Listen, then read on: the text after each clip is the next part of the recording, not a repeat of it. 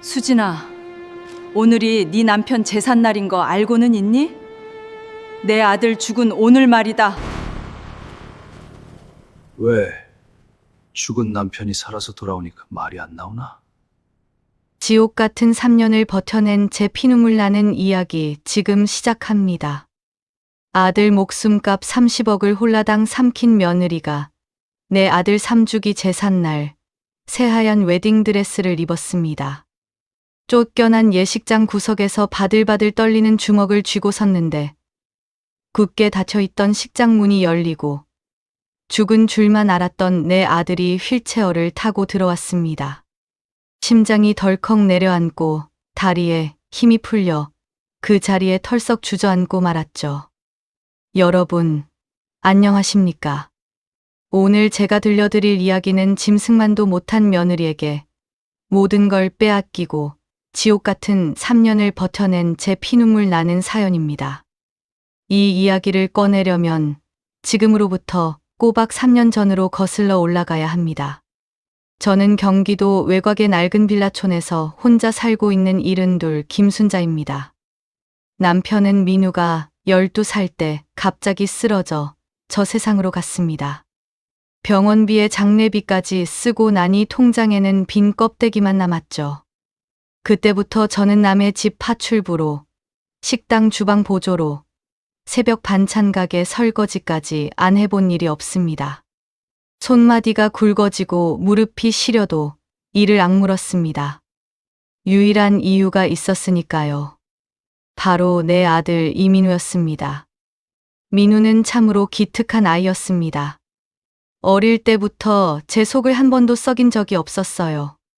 새벽에 제가 일하러 나가면 혼자 밥을 챙겨 먹고 학교에 갔고, 밤늦게 제가 파김치가 되어 돌아오면 주무르지도 못하는 어린 손으로 제 어깨를 두드려 줬습니다. 엄마, 나 나중에 크면 엄마 고생 다 갚을게. 하나도 빠짐없이. 그 말 한마디에 모든 피로가 씻겨 내려갔습니다. 그런 민우가 34세 번듯한 IT 솔루션 회사를 차렸습니다. 직원만 15명이었습니다. 강남에 사무실을 열던 날, 저는 혼자 빌라 옥탑에 올라가서 한참을 울었습니다. 기쁨의 눈물인지 서러움의 눈물인지 그 경계가 없었습니다. 여보, 당신 보이소. 우리 민우가 해냈소. 하늘 어딘가에 있을 남편한테 그렇게 중얼거렸습니다.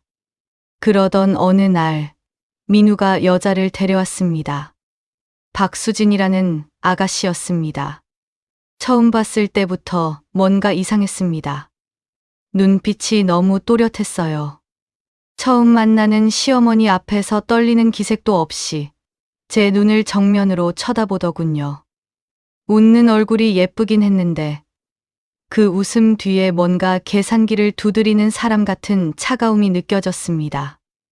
아유, 어머니 오래오래 건강하셔야죠. 말은 그럴싸했는데 눈은 제 낡은 빌라 구석구석을 재고 있었습니다. 하지만 민우가 세상을 다 가진 듯 환하게 웃는 얼굴을 보니 차마 말을 꺼낼 수가 없었습니다. 어미라는 게 다 그렇습니다. 자식이 좋아하면 내 의심이 도리어 잘못된 것 같아서 스스로 입을 막게 됩니다. 결혼식은 성대했습니다. 민우가 직접 비용을 댔는데 하객이 200명 넘게 왔습니다. 저는 한복을 차려입고 구석에 앉아 내내 손수건으로 눈물을 닦았습니다. 내 새끼가 장가를 갔다는 기쁨이었습니다. 그때까지만 해도 저는 몰랐습니다. 그날이 제 인생에서 마지막으로 행복했던 날이 될 줄은. 결혼 뒤 수진이의 본색은 서서히 그러나 분명하게 드러나기 시작했습니다. 명절에 제가 민우 집을 가면 수진이는 항상 어머니, 요즘 민우 오빠가 일이 너무 많아요. 많이 피곤하니까 길게 계시면 안 돼요. 하는 식이었습니다. 민우는 수진이 눈치를 보며 어머니, 다음에 또 오세요. 하고 서둘러 저를 돌려보냈습니다. 제 아들 얼굴 보는 시간이 점점 짧아졌습니다. 그러다 결혼 2년 차에 저는 처음으로 수진이의 진짜 얼굴을 봤습니다. 민우 몰래 저한테 전화가 왔습니다. 어머니, 솔직하게 말씀드릴게요. 어머니가 자꾸 연락하시면 민우 오빠가 스트레스 받아요. 그냥 가끔 명절에만 연락 주시면 안 될까요? 전화기를 잡은 손이 떨렸습니다.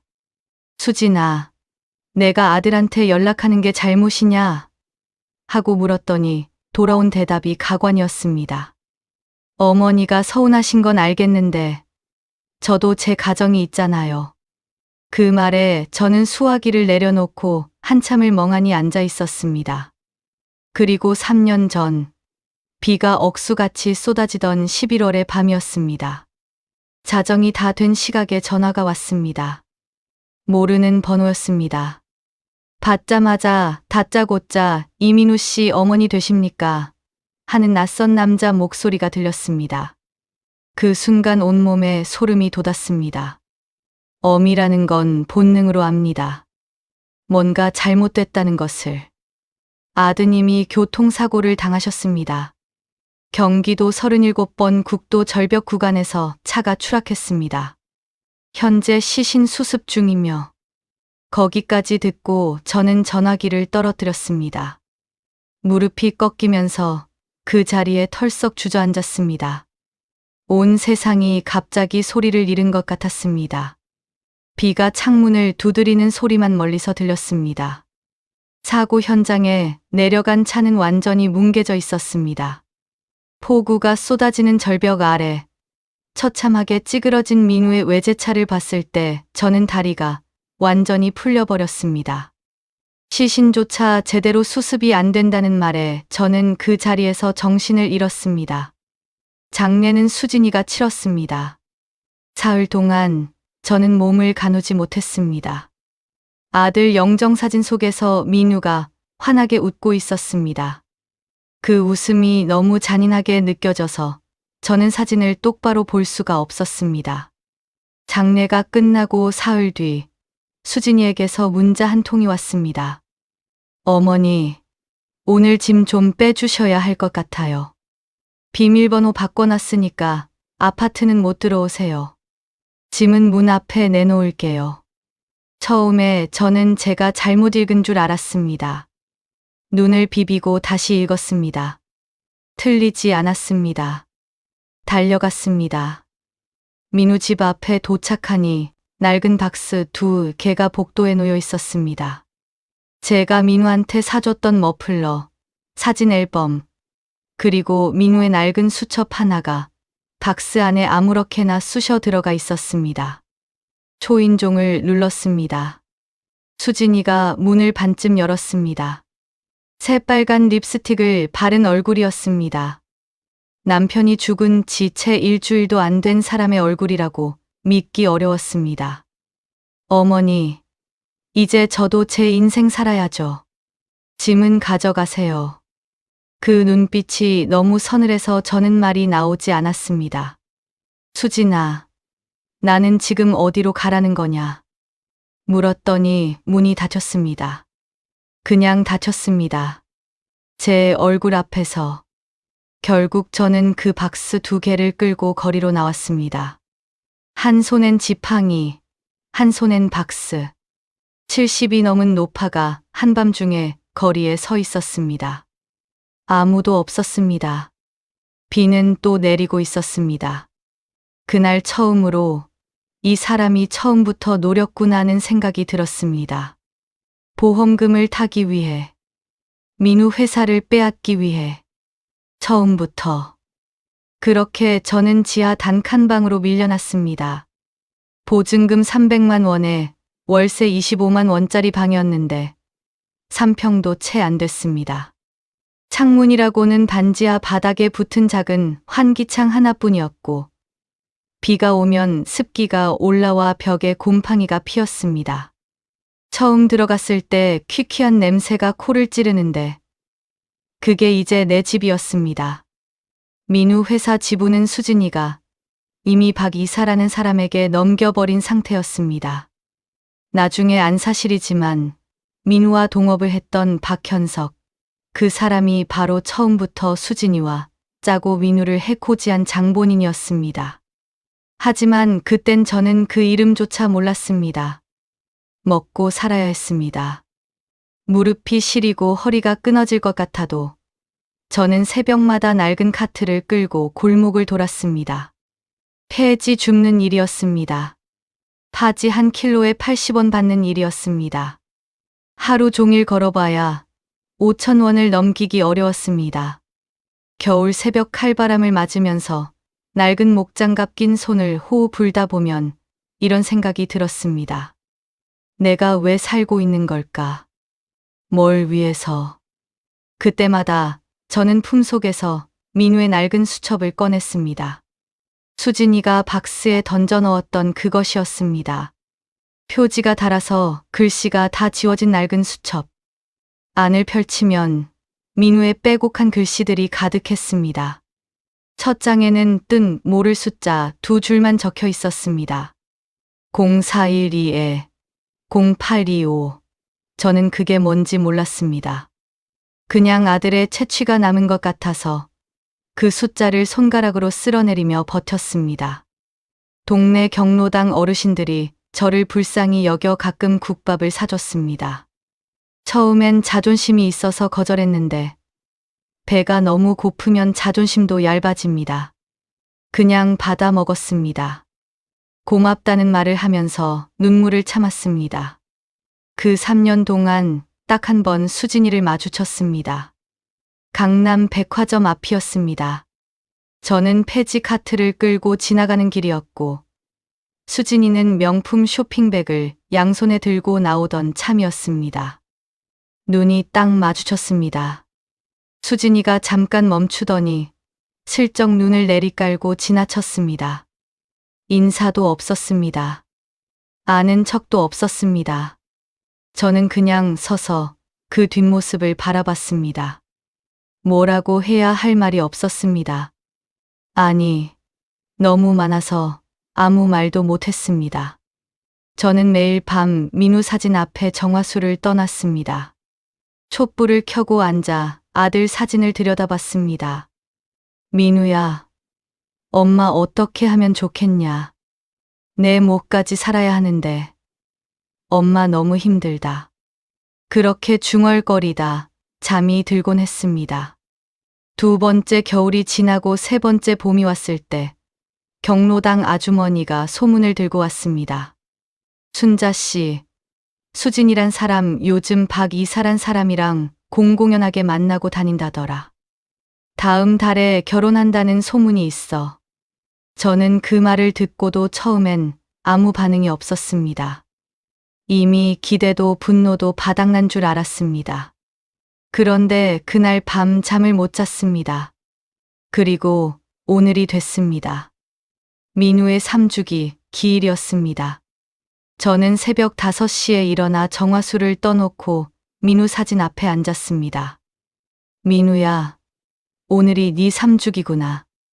엄마가 미안하다. 내 억울함을 3년이 지나도록 못 풀어줬다. 한참을 그렇게 앉아 있었습니다. 그런데 아침 9시 경로당 복순이 아주머니한테서 전화가 왔습니다. 순자야, 큰일 났다. 수진이 오늘 결혼한다는 게 오늘이었어. 지금 강남 W 호텔에서 식 올린다는 거야. 저는 수화기를 잡은 손이 굳어버렸습니다. 오늘이요. 민우 3주기 기일인 오늘. 순간 머릿속이 하얗게 변했습니다. 피가 거꾸로 솟는 기분이었습니다. 입술을 너무 세게 깨물어 비릿한 피 맛이 났습니다. 저는 더 이상 아무것도 생각하지 않았습니다. 몸빼바지 차림 그대로 지팡이를 잡고 집을 나섰습니다. 강남까지 미터기가 얼마가 나오든 상관없었습니다. W 호텔 로비에 들어서자 온통 하얀 꽃장식이었습니다. 하객들이 웃으며 오가고 직원들이 분주하게 움직였습니다. 저는 몸빼바지를 입은 채 지팡이를 짚고 그 한복판에 서 있었습니다. 식장 앞에서 수진이를 발견했습니다. 순백의 웨딩드레스였습니다. 그 드레스가 눈에 들어오는 순간 온몸이 떨렸습니다. 수진아. 제 목소리가 로비에 울렸습니다. 고개를 돌린 수진이의 얼굴에 잠깐 당혹감이 스쳤습니다. 그러다 이내 그 표정이 차갑게 굳었습니다. 어머니, 여기서 왜 이러세요? 목소리가 낮았습니다. 오늘이 무슨 날인지 알고 있지? 오늘이 민우 기일이야. 내 아들 죽은 날이야. 그러자 수진이가 손을 들었습니다. 양복 입은 덩치 큰 남자 둘이 다가왔습니다. 노인네 하나 내보내세요. 그 말이 끝나기가 무섭게 남자들이 제 양팔을 잡았습니다. 지팡이가 미끄러졌습니다. 저는 대리석 바닥에 나뒹굴었습니다. 이마 한쪽이 찢어져 뜨거운 것이 흘러내렸습니다. 피었습니다. 저는 바닥을 두 손으로 짚고 일어났습니다. 경호원들이 식장 밖으로 밀어냈습니다. 식장 문이 닫혔습니다. 저는 그 앞에 서서 주먹을 쥐었습니다. 3년 동안 별은 복수는 이렇게 끝나는 건가? 이렇게 쫓겨나는 걸로. 그날 밤 멍이 든 몸을 이끌고 지하 단칸방으로 돌아온 저는 이불도 못 깨고 쓰러졌습니다. 이마 상처에 대충 밴드를 붙이고 불도 안 켜고 누웠습니다. 천장이 깜깜했습니다. 눈물도 안 나왔습니다. 다 말라버린 것 같았습니다. 그때였습니다. 스르륵 소리가 났습니다. 문 밑틈으로 뭔가 하얀 게 들어왔습니다. 저는 그 흰 봉투를 한참 쳐다봤습니다. 일어날 기력도 없어서 그냥 누운 채로 봤습니다. 발신인 주소가 없었습니다. 떨리는 손으로 봉투를 집어들었습니다. 손가락에 힘이 없어서 뜯는데도 시간이 걸렸습니다. 안에는 낡은 메모지 한 장이 있었습니다. 볼펜으로 또박또박 눌러 쓴 글씨였습니다. 당신 아들 이민우 씨의 사고는 사고가 아닙니다. 박수진과 박현석이 사전에 브레이크 오일 배관을 손상시켰습니다. 아들은 살아있습니다. 경기도 양평군 리 요양병원 305호. 저는 그 쪽지를 읽고 또 읽었습니다. 3번, 4번, 5번. 아들은 살아있습니다. 아들은 살아있습니다. 그 5 글자가 머릿속에서 계속 울렸습니다. 손이 떨렸습니다. 무릎을 일으켰습니다. 아파서 신음이 났지만 그냥 일어났습니다. 밤 10시가 넘었지만 상관없었습니다. 문을 열고 나왔습니다. 비가 조금씩 내리고 있었습니다. 버스를 2번 갈아탔습니다. 양평 가는 막차를 간신히 잡아탔습니다. 차창에 이마를 기대고 눈을 감았습니다. 하지만 눈은 안 감겼습니다. 민우가 살아있을 수 있다는 생각 하나가 온몸에 피를 돌게 했습니다. 양평 터미널에서 택시를 잡아타고 주소지를 내밀었습니다. 국도를 달렸습니다. 산 사이 좁은 길을 달리다 작은 간판이 보였습니다. 요양병원이었습니다. 로비에 들어서니 야간 당직 간호사가 졸다가 깼습니다. 이 시간에 누구 찾아오세요? 저는 쪽지를 내밀었습니다. 305호. 간호사의 표정이 잠깐 굳었습니다. 그러더니 천천히 고개를 끄덕였습니다. 환자분이 가족을 기다리고 있었어요. 올라가세요. 그 말이 심장을 쥐어박는 것 같았습니다. 기다리고 있었다고요. 내 아들이. 3층으로 올라가는 계단이 왜 그렇게 멀게 느껴지던지. 다리가 풀려서 난간을 잡고 한 칸씩 올랐습니다. 복도가 길었습니다. 301, 302, 303, 304점, 305호. 문이 닫혀 있었습니다. 저는 문고리 앞에서 잠깐 멈췄습니다. 3년이 이 문 앞에서 다 몰려오는 것 같았습니다. 폐지 줍던 새벽이, 수진이한테 쫓겨나던 날이, 혼자 민우 사진 앞에서 울던 밤들이. 손잡이를 잡았습니다. 문을 밀었습니다. 좁은 병실이었습니다. 창가에 휠체어가 하나 놓여 있었습니다. 그 휠체어에 누군가 앉아 창밖을 보고 있었습니다. 머리가 길게 자라 있었고 어깨가 너무 말라 있었습니다. 하지만 저는 알았습니다. 그 어깨선을. 아이가 태어난 날부터 수십 년을 봐온 그 어깨를. 민우야. 목소리가 갈라져 나왔습니다. 휠체어가 천천히 돌아왔습니다. 이마에 깊은 흉터가 있었습니다. 볼이 쑥 들어가 있었습니다. 하지만 그 눈이었습니다. 어릴 때부터 제가 제일 좋아했던 그 맑은 눈. 눈물이 고여 있었습니다. 어머니. 저는 그 자리에서 무너졌습니다. 무릎이 바닥에 닿았습니다. 기어갔습니다. 휠체어 앞에 이마를 받고 아들의 발을 잡았습니다. 아들을 잃고 3년을 벙어리처럼 속으로만 삼켜온 울음이 한꺼번에 터졌습니다. 민우가 몸을 숙여 제 머리를 쓰다듬었습니다. 그 손이 너무 가늘었습니다. 그 손이 너무 차가웠습니다. 그래도 그 손이 제 아들의 손이었습니다. 그것만으로 충분했습니다. 한참을 울고 나서야 저는 고개를 들었습니다. 민우가 먼저 말했습니다. 어머니한테 연락 못한 거 용서해 주세요. 일부러 그런 거예요. 왜 숨어 있었어? 엄마한테 왜 알리지 않았어? 민우가 천천히 말을 이었습니다. 사고 그날 밤, 절벽 아래로 차가 떨어지기 직전 브레이크가 전혀 안 먹힌다는 것을 알았다고 했습니다. 핸들을 최대한 틀어 산 쪽 수풀에 차를 박았고 기적적으로 목숨은 건졌습니다. 하지만 척추를 다쳐 하반신이 마비됐고 정신을 차렸을 때는 모르는 사람이 이 요양병원으로 옮겨준 뒤였다고 했습니다. 그 사람이 저한테 말했어요. 수진이와 박현석이 일부러 브레이크를 손댄 거라고. 처음엔 믿기 싫었어요. 내 아내가, 내 동업자가. 근데 확인을 해보니 진짜였어요. 민우가 3년 동안 이 좁은 병실에서 한 일이 있었습니다. 수진이와 박현석이 주고받은 문자 녹취, 흥신소의 브레이크 손상을 의뢰했던 통화 내용, 보험금이 흘러들어간 계좌 내역, 스위스 차명 계좌로 빠져나간 비자금 경로. 그 모든 것을 하나하나 모아왔던 겁니다. 하반신이 마비된 채로 3년 동안. 어머니가 알면 참지 못하실 것 같았어요. 수진이한테 달려가면 증거가 인멸될 것 같았고. 그래서 못 알렸어요. 어머니 고생하신 거 다 알고 있었어요. 정말 죄송해요. 저는 아무 말도 못했습니다.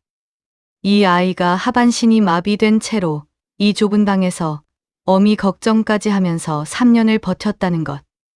그게 너무 가슴이 아파서 또 울었습니다.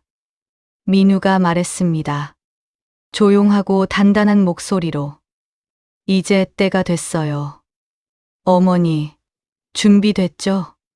그날 밤 저는 요양병원을 나오지 않았습니다. 민우 곁에서 밤을 지새웠습니다. 민우가 자는 동안 저는 그 가는 손을 잡고 앉아 있었습니다. 3년을 기다린 게 어미 혼자가 아니었습니다. 아들도 기다리고 있었습니다. 다음 날 새벽, 민우가 설명했습니다. 수진이와 박현석이 재혼식을 올리는 오늘이 가장 중요한 날이라고 했습니다. 두 악마가 한자리에 가장 많은 사람 앞에 모이는 날. 가장 큰 굴욕을 안겨줄 수 있는 날이었습니다. 민우가 모은 증거들은 이미 변호사와 경찰 지인에게 전달된 상태였습니다.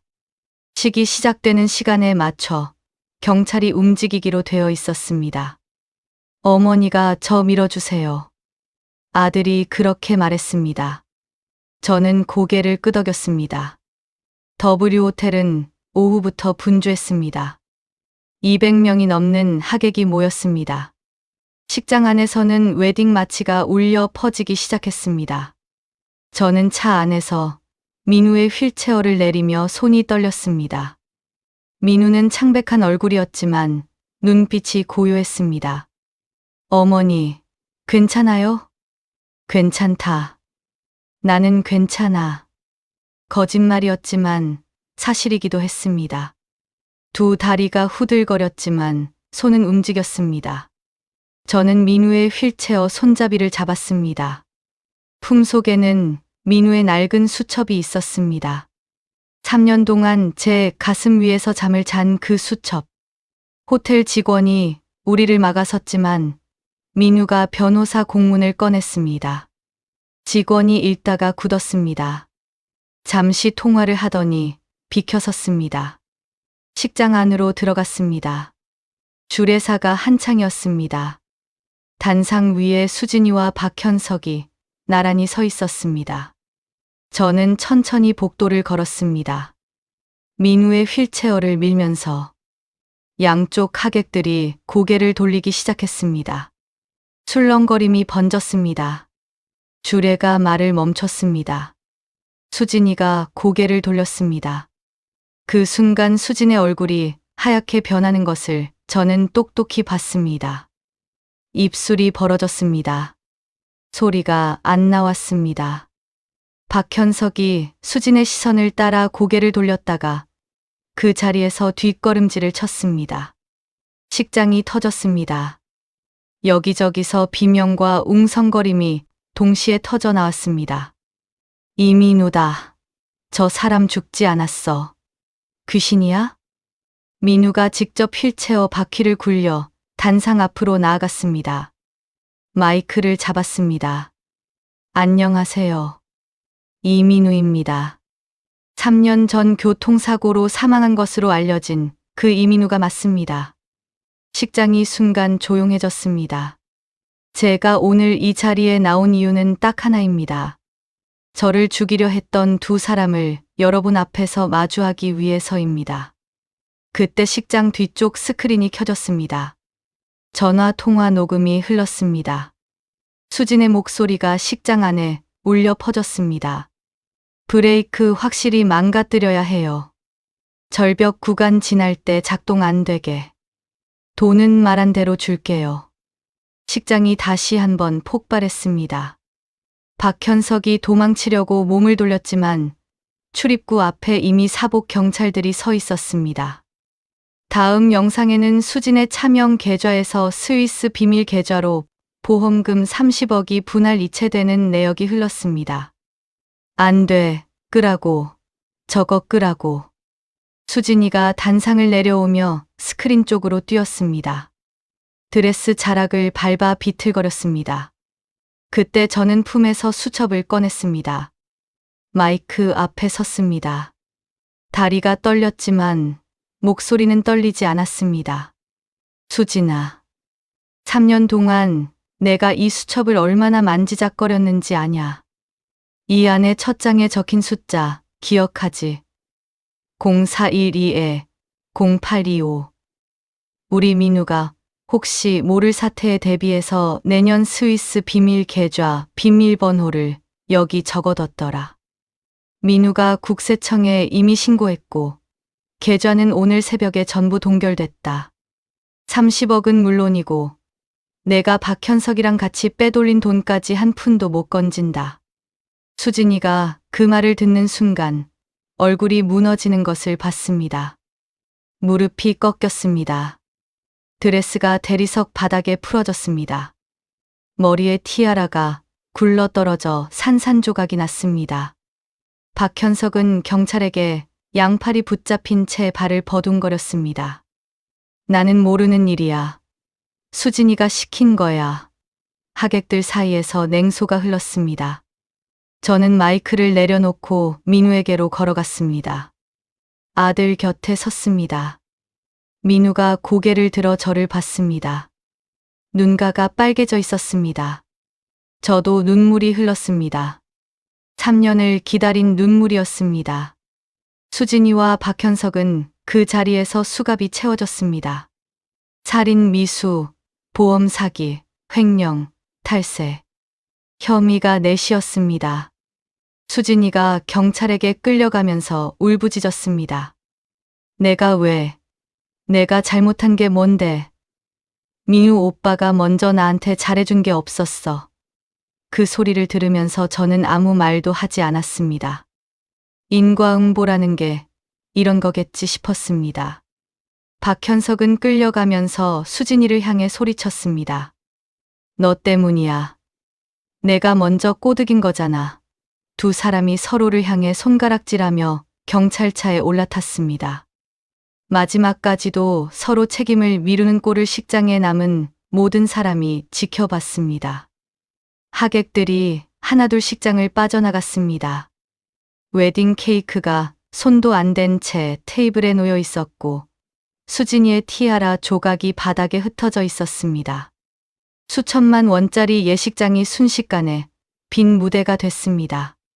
저는 민우 옆에 앉아서 그 광경을 봤습니다. 손이 더 이상 떨리지 않았습니다.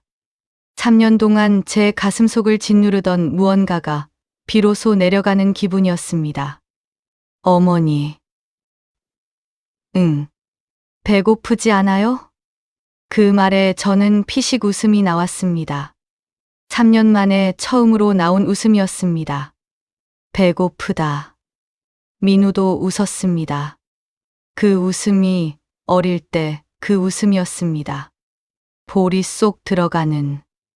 우리는 호텔에서 나와 근처 허름한 국밥집에 들어갔습니다. 민우의 휠체어가 들어갈 수 있는 곳이 마땅치 않아 골목을 두 바퀴 돌았습니다. 결국 문턱 없는 작은 가게를 찾았습니다. 할머니 한 분이 혼자 운영하는 곳이었습니다. 뚝배기 국밥이 나왔습니다. 뜨거웠습니다. 저는 국밥을 두 손으로 감싸 쥐었습니다. 뜨거운 열기가 낡은 목장갑 없이도 손에 전해졌습니다. 눈물이 국물에 뚝 떨어졌습니다. 짜게 먹었습니다. 그래도 맛있었습니다. 민우가 말했습니다. 어머니, 이제 제가 모실게요. 재활 치료 계속 받으면 어느 정도 걸을 수 있을 수도 있다고 해요. 저는 고개를 저었습니다. 걷고 안 걷고가 중요하냐. 네가 살아있는 게 중요하지.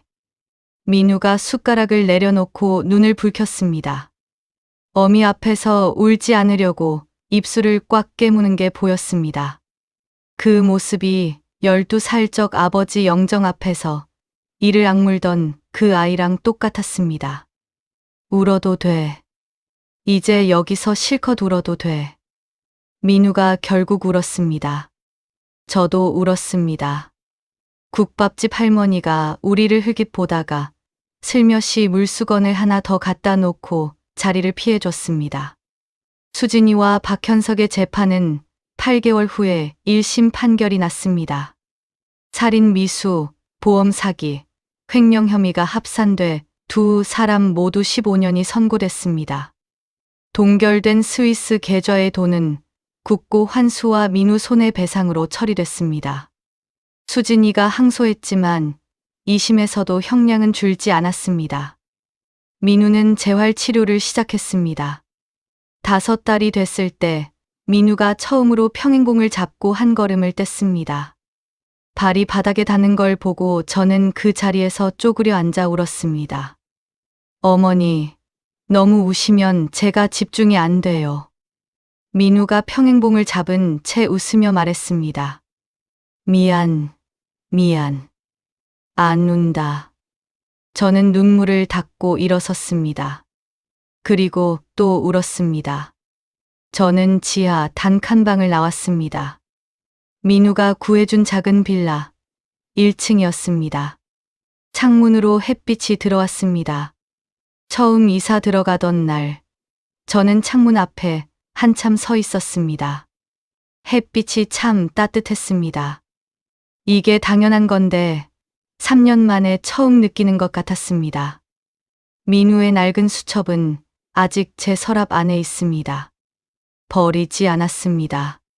그 수첩이 없었다면, 그 첫 장에 적힌 숫자가 없었다면 마지막 순간이 달라졌을 수 있었으니까요. 아무 뜻 모르고 쓰다듬었던 그 숫자가 마지막 열쇠가 됐습니다. 인생이라는 게 그런 것 같습니다. 당장은 이해가 안 되는 것들이 나중에 가서야 제자리를 찾는 폐지를 줍던 새벽이 있었습니다. 지팡이를 짚고 대리석 바닥에 나뒹굴던 날이 있었습니다. 문 앞에 박스 2개를 들고 서던 밤이 있었습니다.